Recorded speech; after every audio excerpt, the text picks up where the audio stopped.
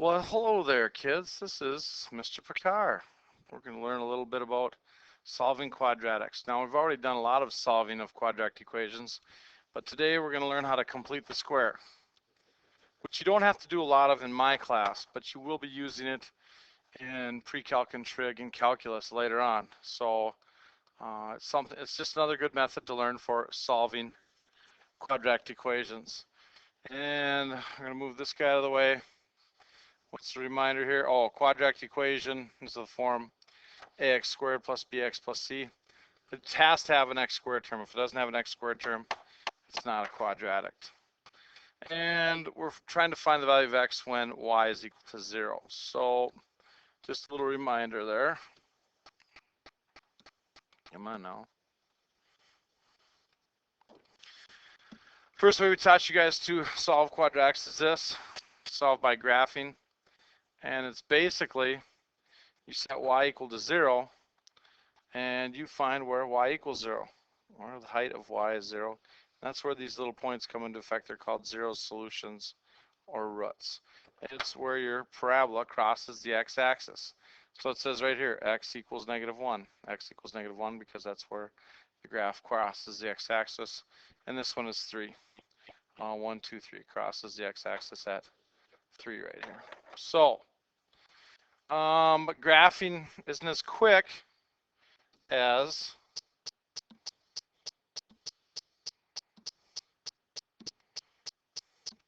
factoring.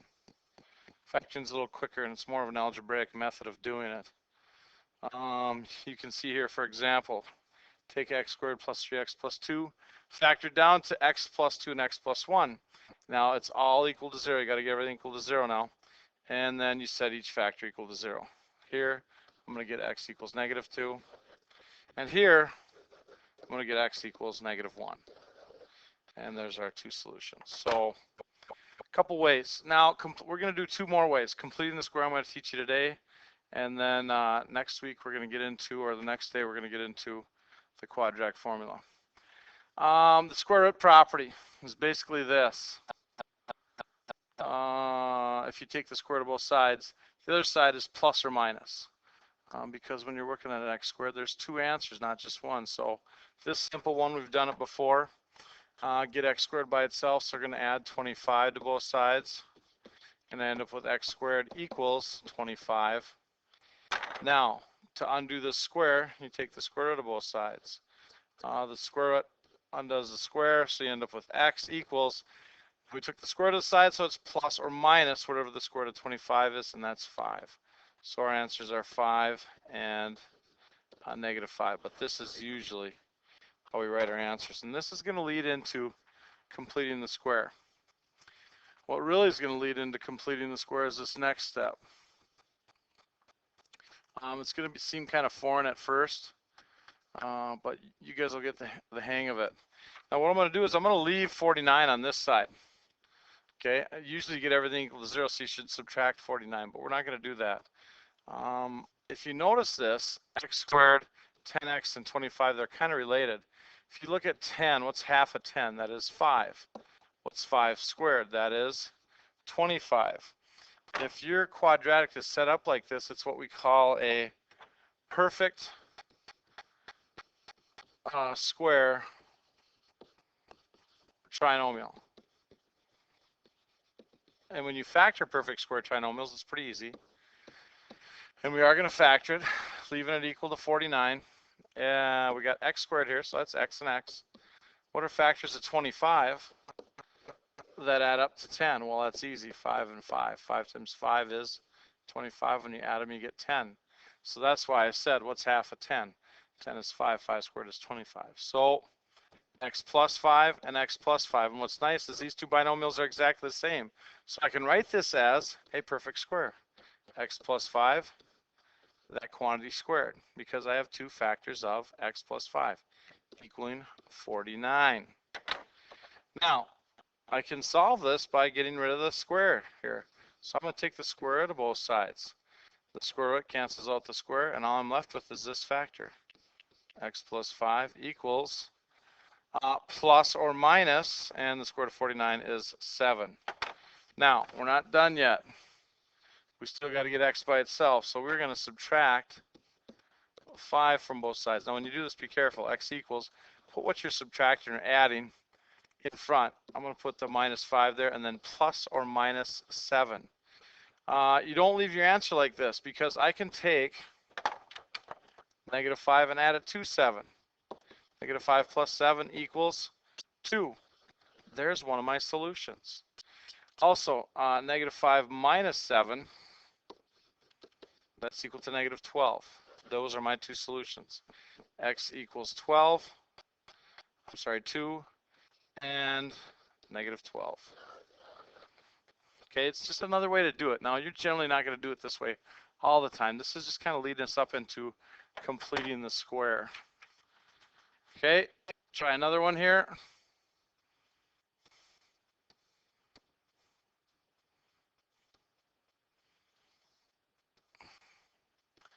Using the square root property.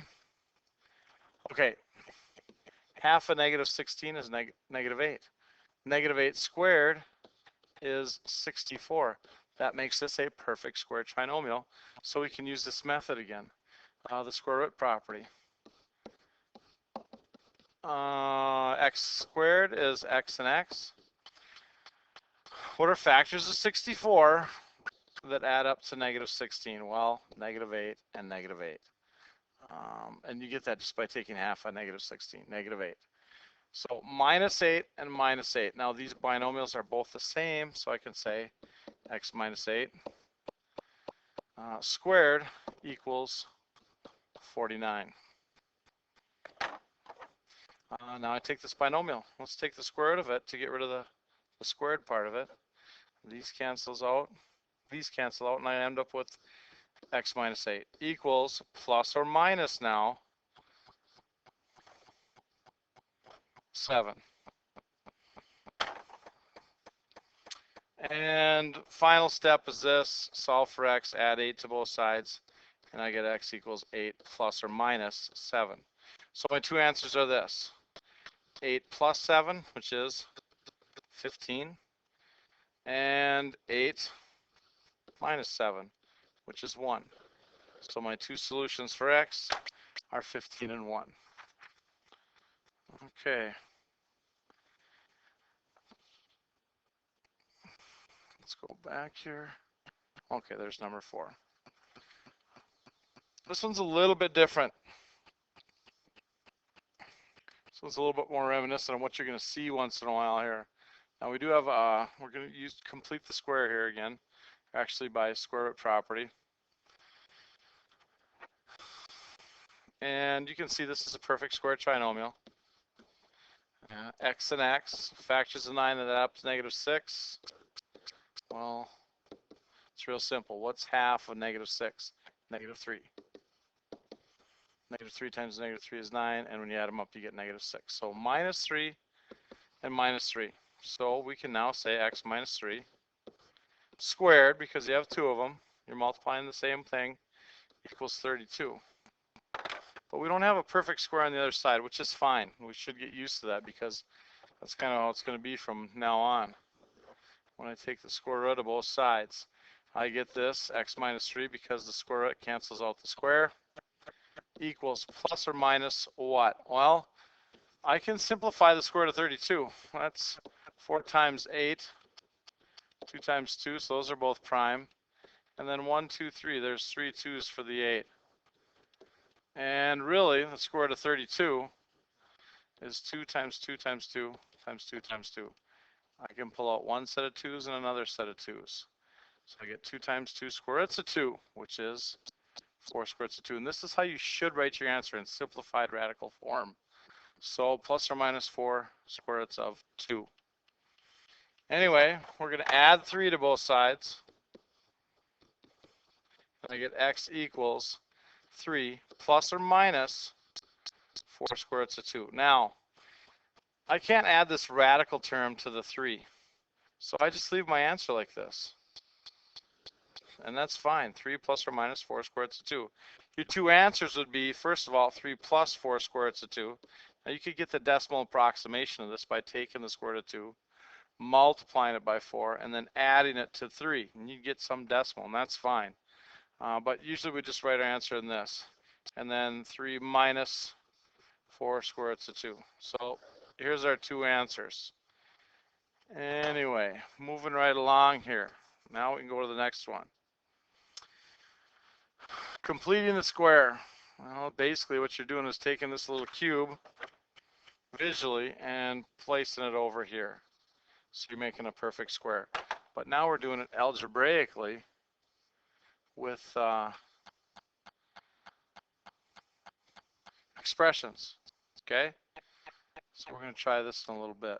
Anyway, what I want you to consider is this. Completing the square, you kind of want to get to this point where you have an x plus 7, the quantity squared, a binomial squared. That's how you complete the square. But where does this come from? This comes from x plus 7 times x plus 7. That's what a binomial squared is. If I FOIL this out, I'm going to get x squared. I'm going to get plus 7x and plus another 7x. That's plus 14x. And finally, 7 times 7 is 49. This is generally the term you're always going to be looking for, 49. And the way you find that term is you look at b right here, 14. You take half of that 14, okay? Half of 14 is 7, and then you square it. So basically half of 14 is 7. 7 squared is 49. So that's how you find, if they say find c, that's how you find c. Take half of b and square it, okay? But you can see that if I take half of 14, that's 7. That's the term that's going to go into my binomials here, just half of b. Some of this doesn't really make sense until we actually do one. So I'm going to do this.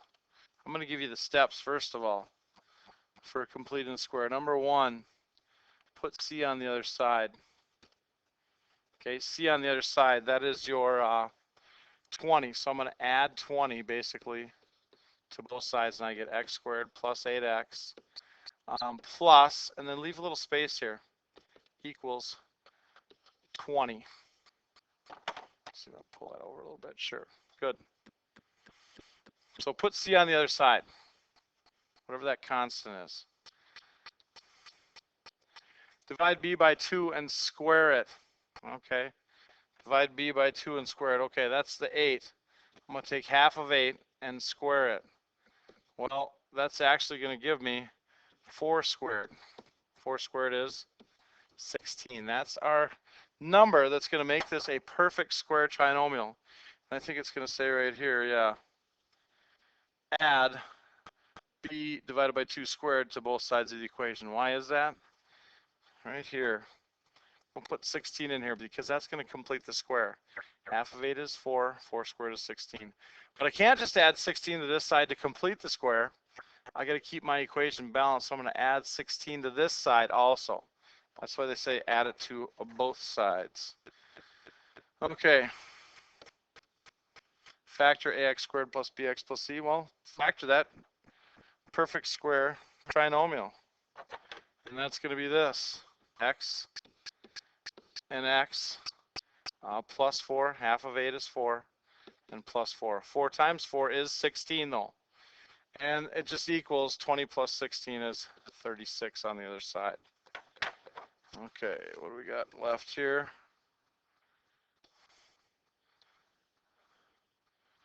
Take the square root of both sides. Well, before we do that, these two binomials are the same, so you can write this as x plus 4, the quantity squared, equals 36. So, yeah, go ahead and take the square root of both sides to get rid of the square. These cancel each other out. Take square root of this side also. And end up with x plus 4, taking out that binomial, that's all that's left, equals what? Well, it's 6, but it's plus or minus 36 to get our two answers. And I think our last and final step is this. Solve for x. The way we solve for x is we're going to subtract 4 from both sides. X equals negative 4 plus or minus 6. So my two answers are going to be this. Negative 4 plus 6, which is 2. That's one answer. and negative 4 minus 6, which is negative 10. So x equals 2 and x equals negative 10. And that's all we have for today. We will get into completing the square some more tomorrow. Peace out.